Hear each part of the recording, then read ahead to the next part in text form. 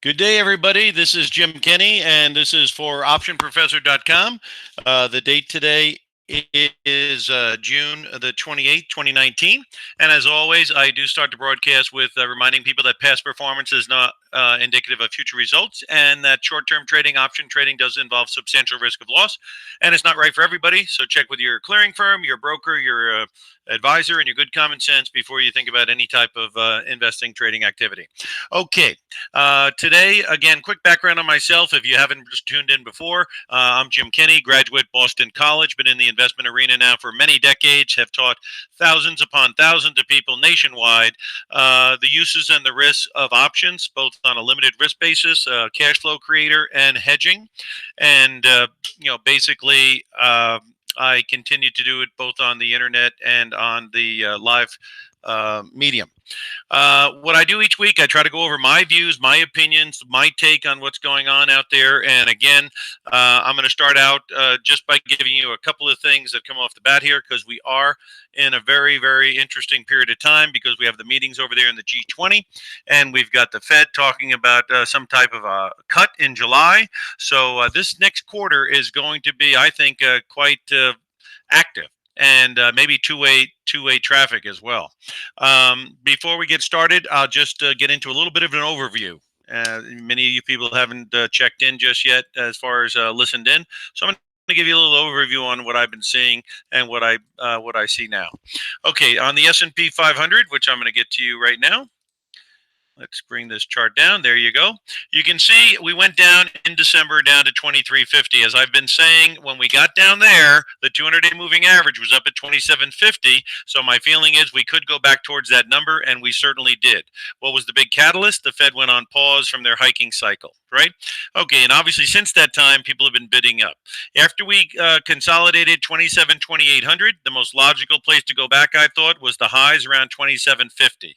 The highest we've been so far is 2964. Same ballpark area. Now we've come down here towards 2900, and it's kind of stuck between 2900 and 2950 as we go into this weekend with the meeting. What do I think may be happening next? Again, this resistance I don't think is a joke. I think it's real. And if we break under 2900, and the moving averages I think are right around the high 2800s on the 50-day. So if we start breaking under 2900, that would be a warning sign, and certainly breaking under the 2800, I think would be confirming that we might go down. Otherwise, again, some things are showing the moving averages are still in a positive mode. The valuations, while extended, if they drop rates, would obviously be helped by the fact that rates dropped. And of course, the earnings coming out in this for the second quarter, there could be surprises on the upside. There have been a few of those already. And so, there could be a little bit too much gloom out there right before these announcements. So again, if we break through the highs of 2950, I think 3100 could be in the ballpark. That's my range. I call it my red zone. 2950 to 3100 is an area where I think the market could, in a short term, peter out. Obviously, the bottom area of that red zone has been hit, and it has served as very good resistance. But again, there could be a lot of news hitting the fan here. So again, breaking through the highs of 2950 substantially, again, I think opens the door to 3100 in the near term. Okay, now let's see a couple of other things that I'm going to try to give you real quick here so you can see some of the things that I've been looking at. Now, one of the reasons I've been concerned that we might not make new highs is two areas that have not participated that much in the up move. Now, today, one of them is having a pretty good turnaround. This is called the transportation average. So let's take a look at here.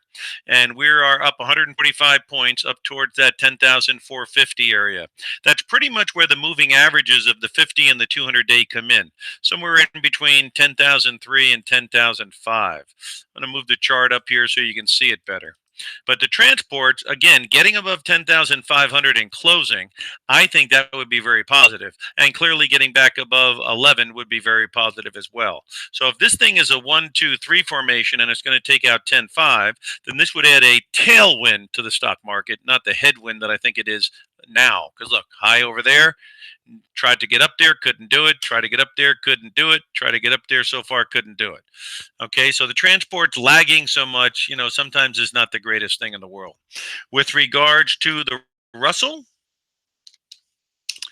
The Russell is again another laggard, but it is trying to get going. And this 1550 to 1600 area you'll see is very important. Now it's trying to do the same thing that transports are. So transports close above 10,500. This thing closing above, even 1600. That would give a little bit of a tailwind, I think, to the rally. Because again, highs way over here, never could make it, never could make it, and so far never could make it. So again, it is trying to turn here though, and we had a pullback. So you got a 1, 2, and you could have a 3 formation. So again, we break above 2950. These things start breaking out to the upside. I think it opens the door to the rally towards 3100. Now, the other thing we look at is the VIX. On the VIX, where are you? On the VIX, again, it's been holding that 15 area. So again, when it went down towards 13, let me show you here. When it went down towards 13, see that tail? That was kind of the top up around 2964. So when the VIX bottomed and the prices topped, that hasn't been taken out yet. So again, the VIX gets above 17. That's been my number. It hadn't been above 17. Gets above 17, it'll open the door to 20. If it opens the door above 20, it opens the doors toward 25. If you're going to 20 or 25, you're going to be rolling over in the stock market. So that's why this VIX is very important. If it can get under 15 and stay under 15, then I think a rally is very much in the cards. So you might let the numbers dictate your activity, which is, some people like to do that. They like to let the market tell us which way it's going a bit and follow the tape, not try to create the tape. So again, right now, obviously, you're in a very big zone here, 2950 to 2900 on the S&P. You're on the verge of trying to turn a couple things up, the Russell and the Dow transports. And the VIX is right there in the area where if it breaks above 17, you're probably going to have a correction. And if it breaks under 15, you're probably going to have a good rally. So a lot of things going on right on a ledge. And again, big thing, two big things is trade. And the other big thing is the Fed, right? So trade in the Fed. Now, there are some numbers going around that I think could be a little bit, shall we say, skewed because of special situations or what I call transitory things. And one would be the ISM numbers. Now, next week, we have G20 on tomorrow. Well, we already had it. And now we're having the Xi meeting, right? But then start Monday, OPEC meets in Vienna, and the ISM manufacturing data numbers are going to come out Monday. Now, ISM numbers have not been that good, but it could be because Boeing is a very big part of that. And Boeing obviously has been in a little bit of a suspense because of the problems they've had with their aircraft. Once those aircraft problems are resolved and those aircraft are back in the air, I'm going to anticipate that orders are going to pick up and the ISM numbers may improve dramatically because the Boeing being on hiatus while they solve their problems, again, has definitely affected, in my view, the ISM numbers. So that's transitory because they will fix that problem at some point and orders will come back into Boeing at some point. And again, you can't read too much into numbers that might be skewed. Then on Wednesday, you've got the U.S. trade balance, you've got durable goods, and you've got factory orders. Now, again, manufacturing also is being affected by trade because if you're going to be manufacturing goods, right, where are you going to go? Are you going to go Vietnam? Are you going to go to the other alternative places from China because you don't know what's happening with trade, or are you going to make no decision at all and hopefully get a decision? Well, while you're making no decision at all, obviously it's going to have effect on the manufacturing numbers. So you got to be a little careful getting too crazy about the numbers when you've got people being in a little bit of the frozen mode, either because they have a problem with their aircraft or because they have a problem figuring out or don't want to figure out or guess how the China thing's going to play out before they make any big manufacturing decisions. So again, those things could very well be transitory, obviously, and that's why you have to be a little bit careful. As far as the Fed is concerned, let's go and let's talk about the Treasury. Because people are saying the Fed may drop 50 points. Some are saying 25 at the end of July. This is obviously the market's up to almost 3,000. Talk about an insurance cut. I mean, if they cut 50 points and this S&P goes up to 3,100 and the gold jumps up to 1,700 and the interest rates go on down to 1.5%, I mean, it's possible they could be creating quite a bit of bubble and volatility with that. That's not really what they're interested in. So I'd be a little surprised if they went 50, but if they went 50, I think you're going to get some pretty big volatility. Okay, but let's look at the 10-year Treasury real quick here and see what it's been doing, because the Treasury yields have already cut. You'll see in a second. This is a chart on the 10-year Treasury note, meaning what it pays in interest, the yield, right? Okay, so you've seen since they decided to use the word pause, right? This thing has gone from 325.3 all the way down to 2. That's a very, very big drop in yield. Very big drop in yield. So they've already dropped it 125 basis points. So if the Fed drops 50 basis points or 25, they still are way behind what these people have already dropped the yields to, right? So again, this, might be a situation where rather than going down to 175, since it could be a sell the rumor, buy the fact, it's possible maybe that these yields would rise, particularly if you see gold take off and the dollar drop, which is the way these things are starting to look right now. So, be careful about being too crazily thinking rates are going to drop, because they have already dropped. And consumer spending has not been that bad, and retail sales have not been that bad. And Powell just announced that his idea on household spending or household activity is good. So, and I live in an area where there's still plenty of building going on, plenty of business activity. It does not look like a recession or anything like that. So, again, Fed would like to have a soft landing. Maybe the administration and the business leaders would like to see asset bubbles. So they have a different viewpoint here. The president has used words like, if they drop rates, the market will go up like a rocket. Well, unfortunately, what happens with a rocket is after it runs out of gas, it comes back down. And the higher it is, the further it can come back down and be very disruptive to the economy.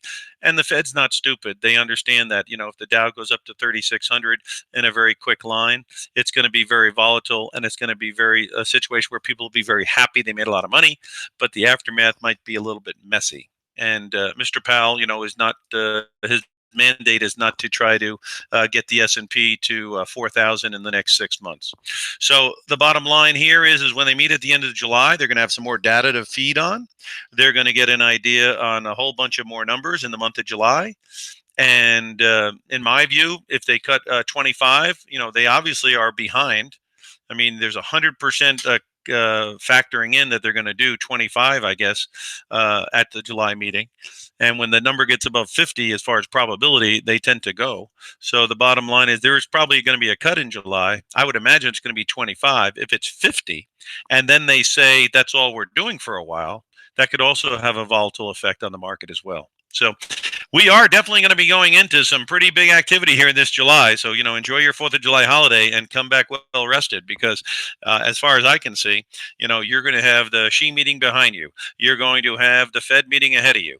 You're going to have the dollar trends either follow up or not.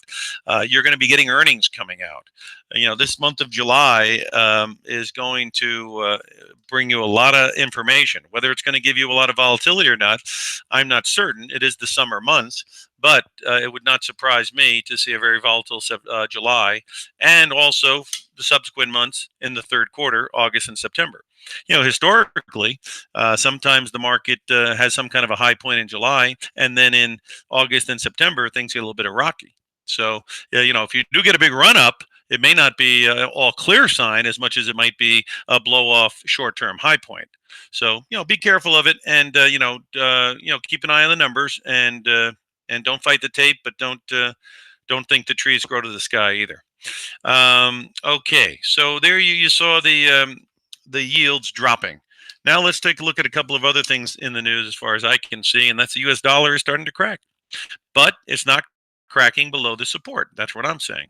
Okay, so here, what do you got? I've been saying 96 and change, 98 and change, 96, 95 area. There's your zone. So right now, all you've done on the dollar is come back into the lower end of the zone. You do have a tail right there from this week. So if it cannot get underneath that tail right there, then obviously it starts breaking above 96.50. There could be resistance there because of that low number, right? I mean, that low right there. So if we close back above 96.50, they may have caught a lot of people short the dollar. Okay.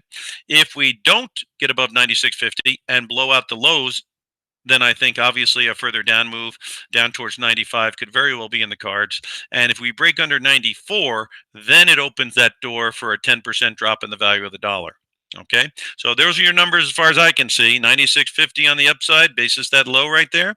95.75 could take us down towards this 95 area. That's where the lows were over here. And then a break under 94, that opens up a much larger downside move potential. Again, if they drop 50 basis points, and if there's other factors to people thinking that that's not the end of it, then the dollar could matriculate its way down. Because again, one of the reasons the dollar has been up is a big yield advantage over everybody else. Well, when you take 50 points off of it and you got more to come, that yield advantage that kept the dollar strong is being taken away. So that's something to keep an eye on. Now, with the goal of the dollar rolling over, well, what do you think has happened to the price of gold? Well, let's go take a look.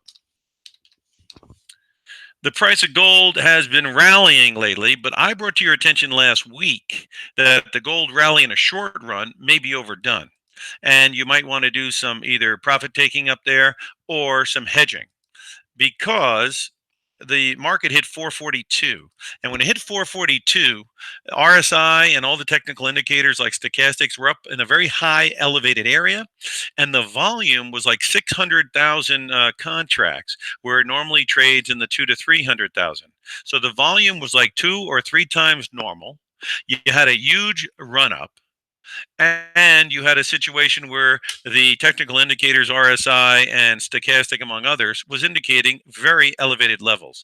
So as you can see, we hit that 1450 number and we've been kind of trading underneath it. If the market is going to blow out 1450, then of course, it opens up the door to a lot higher levels. Let me try to give you a longer term chart and show you what I'm talking about. But again, the short-term bullishness on gold is very high, and of course, that sometimes leads to a bit of a pullback. Obviously, we already pulled back about $40, so there you had a pullback. But you could have a more substantial pullback if, in fact, the dollar doesn't break under 96, and if, in fact, they only cut a quarter of a point, and that kind of thing. Let's take a look at the longer-term graphs. This is all data on gold. Let's go back and get something for, say, the last 5 years. Last 5 years on gold. Taking a look at it now, and you'll see that it had been in a trading range of 1350 was the high, and what was the low? Let's take a look here. Go down. There you go. All right, 1350 was the high. 1350, 1375, right? Boom, boom, boom, boom. So if we pull back, 1350, 1375 may form some support, and that might not be a bad time to take another shot at it. But as you can see, look at that volume. High volume here and at a high point. High volume up here at a high point. High volume here, low point. So sometimes at turning points, the volume gets up near that 2 million area, and that obviously has been a time that's happened. So that's another reason why the high point at 1450, coming up from 1250, not that long ago, that's a $200 move. But you are above this stuff here, and that's very important. So I think the gold market has turned to the upside, but it may have gotten a little bit ahead of itself, and you may be able to buy on a dip. May. Okay. All right. Now look at some of the mining activity here. 2 of them off the bat. GDX is your gold miners. Let's see what that looks like.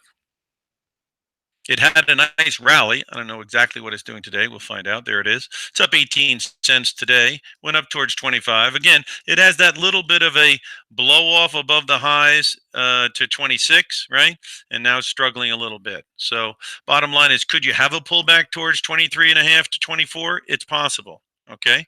And of course, if it takes out there, there's not a lot of real estate to hold it, right? Until you get back up towards 32. So there's going to be a blow off on gold. It would probably involve a new high and a close above the new high, and that would set the stage for a pretty good advance. How about the juniors? The juniors are the smaller ones on the gold mining shares.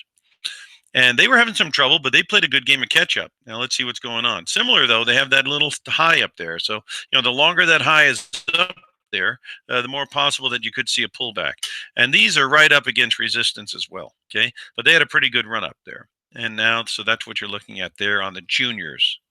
A lot of people like to look at these companies that have royalties, and I think one of them is called Royal Gold. And let's take a look at a couple of the royalty companies because they have become kind of popular with people looking at them. So RGLD is one of them that seem to be involved in this.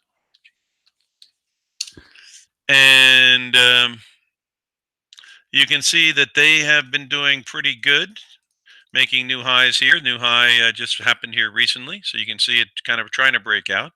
And that's they're involved, I believe, in some royalty activity.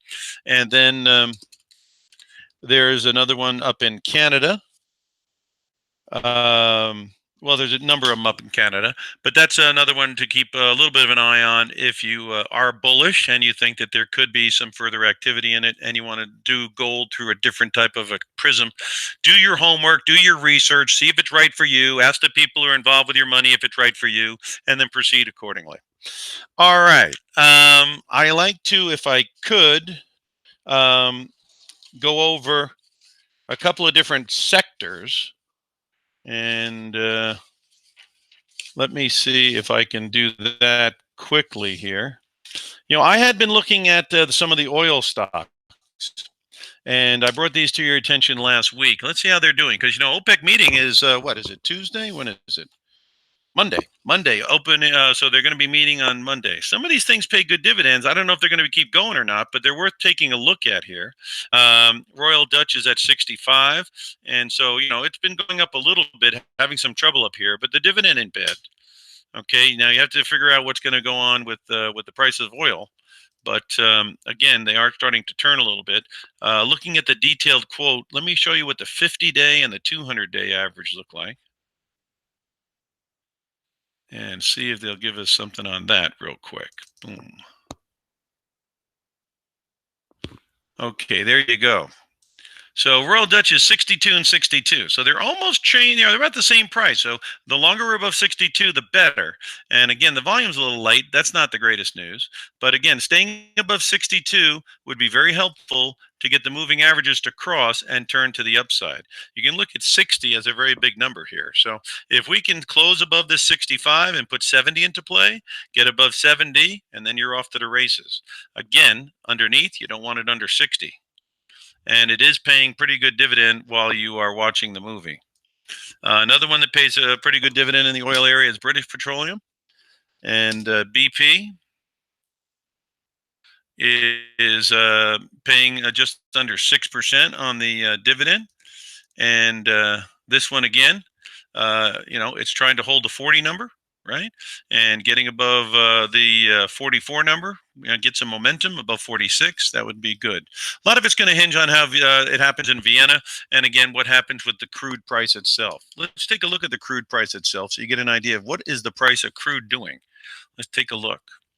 It had rallied nicely up towards 60, but I don't know, is it going to be able to hold or not? Let's and see what it looks like.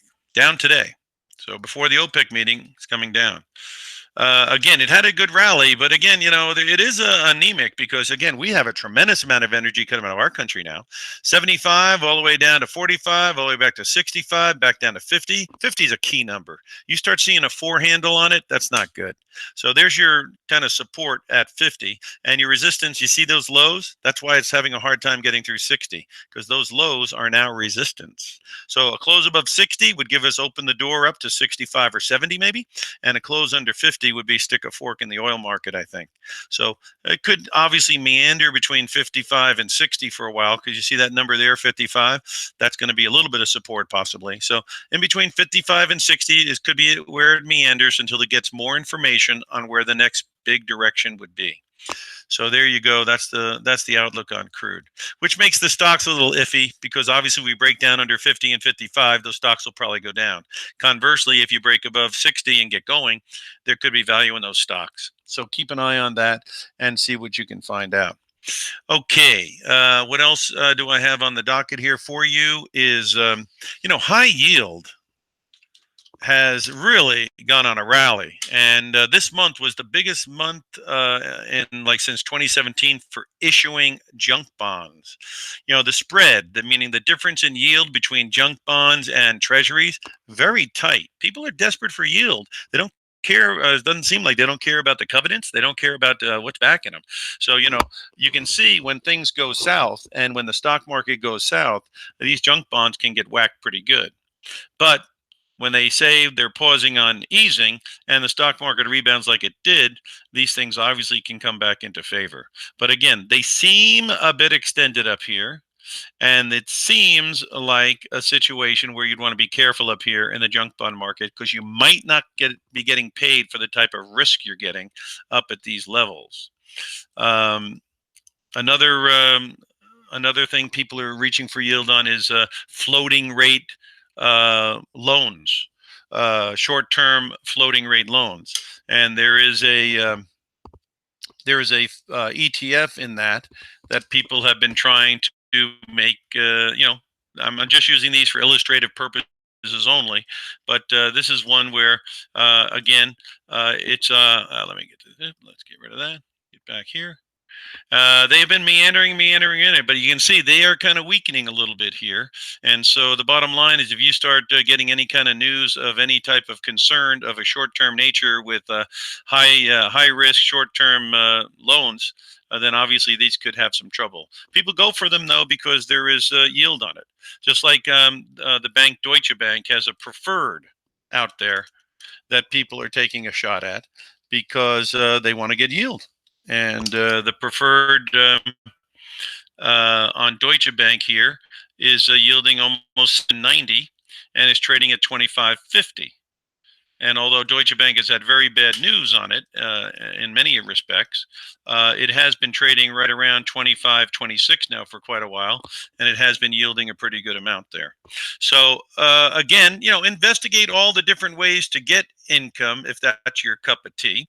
And of course, that would be your corporate bonds, either investment grade or high yield, or it could be your short-term riskier floaters, or it could be munis, or it could be CDs, T-bills, or whatever. But again, investigate the credit quality on everything before you do anything one way or the other, because again, sometimes people get very excited and they forget things like what are the covenants behind this debt and what is the liquidity going to be if people wanted to come out. Right now, the whole world is betting on what? They're betting on interest rates are going to be cut in July, either 25 or 50 points. They are betting that obviously the stock market is going to respond very positively to that. What else are they betting on? They're betting on that the dollar is going to drop. What else are they betting on? They're betting that the gold is going to continue to rally. And this is where people seem to be positioned as we go into this month of July. Again, you've got the Fed meeting at the end. You've got stats that are going to be coming out. You've got earnings that are going to be coming out. You've got this meeting with Mr. Xi and Mr. Trump. So you've got plenty of wood to make a fire one way or the other. And we'll have to see exactly, which way they break. Again, a lot of volatility in the month of June, right? And June is going to be over here. So obviously we look to July and see what's going to happen. Stock market has been wild today. You can see it was way up at 26,640. It went down to 26,540, and now it's back up to almost 26.6 again. Same thing with the NASDAQ. Back, forth. So again, the rumor and innuendos coming in and out. People are positioning before this weekend. And then next week, they'll be positioning before the long holiday with regards to 4th of July. All right. Lots to cover. You guys have any questions? Do yourself easy here and just email me a question. Option Professor, OPTION, PROFESSOR @gmail.com. And let your friends and associates know that they can tune in once a week free of charge by just getting the link. And the way you get the link is going to optionprofessor.com. Okay, and you can get the link there every week, and you can shoot me an email if you have any questions at all. Got a big week ahead of us, a month ahead of us, and a big quarter ahead of us, so it's going to be very exciting. I'll be back with you next Friday, and again, until then, shoot me an email, optionprofessor@gmail.com. Have a great weekend, a safe weekend, and I'll be back with you next week. Good day, everybody.